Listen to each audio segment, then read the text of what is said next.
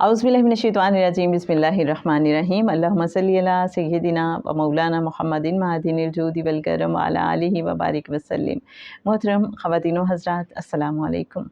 निस्बतें कितनी अहम होती हैं, और आका सल्लल्लाहु अलैहि वसल्लम की निस्बत जब किसी चीज़ को अता हो जाती है तो वो चीज़ किस तरह से शिफा बन जाती है, मरहम बन जाती है, दवा बन जाती है।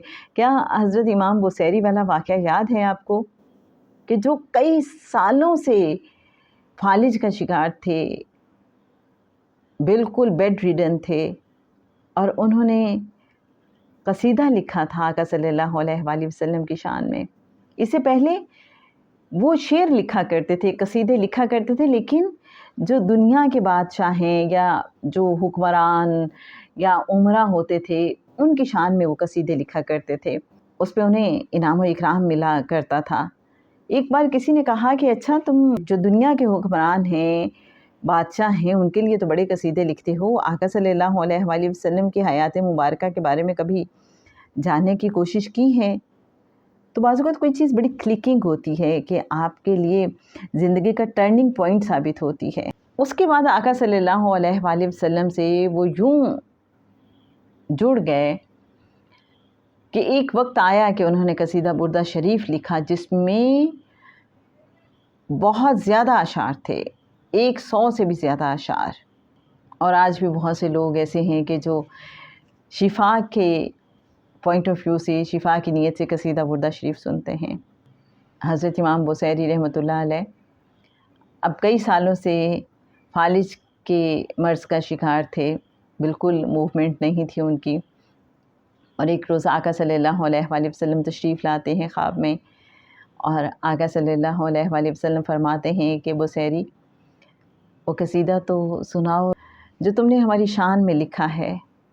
इमाम बुसैरी जब वो कसीदा सुनाते हैं, आका सल्लल्लाहु अलैहि वसल्लम अपना बुर्दा शरीफ, अपनी चादर मुबारक खुश होके अता फरमाते हैं उन्हें, और उस चादर की बरकत से इमाम बुसैरी यूँ ठीक हो जाते हैं कि जैसे बिल्कुल नौजवान हों, इतने एक्टिव, और यूँ कि जैसे कभी बीमार ही नहीं हुए थे। निस्बत उस चादर को, उस बुर्दा शरीफ को निस्बत ही आका सल्लल्लाहु अलैहि वसल्लम से, कि जब उसने टच किया हज़रत इमाम बुसैरी को तो वो शिफा याब हो गए। इसी हवाले से हज़रत यूसुफ़ अलैहिस्सलाम का कुर्ता वो जब पहुंचता है हज़रत याकूब अलैहिस्सलाम के पास, तो उनकी बीनाई लौट आती है।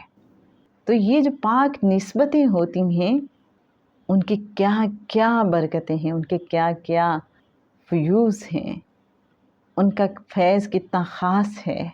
हम अगर थोड़ा गौर करें तो इन दो वाक़यात से हम समझ सकते हैं। मैं लज पालां ते लड़ लगियां, मेरे तो गम परे रहंदे, मेरी आसां उम्मीदां दे सदा बूटे हरे रहंदे।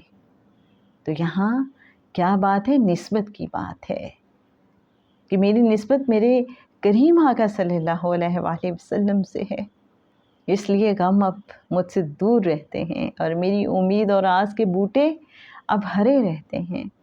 तो हम निस्बत वाले बन जाएं, उस निस्बत पे फिर हम अल्लाह का बड़ा शुक्र अदा करें। ये निस्बतें बहुत ख़ास होती हैं, एक आम इंसान को भी ख़ास बना देती हैं। आपने देखा कि जो कंकर गंदम में होते हैं, वो भी गंदम के भाव बिकते हैं। बहुत से अल्लाह वाले जैसे तलकीन करते हैं कि जब आप किसी मज़ार पे जाएं तो हमारा सलाम अर्ज़ कीजिएगा।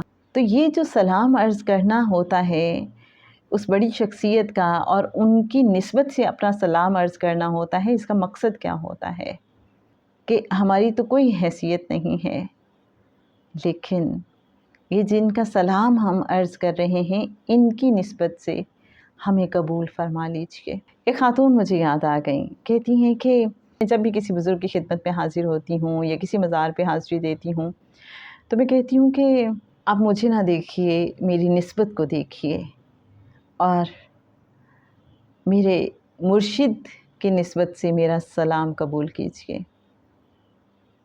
میری اپنی کوئی حیثیت اور اوقات نہیں ہے۔ اور کہتی ہیں پھر بڑا کرم ہو جاتا ہے۔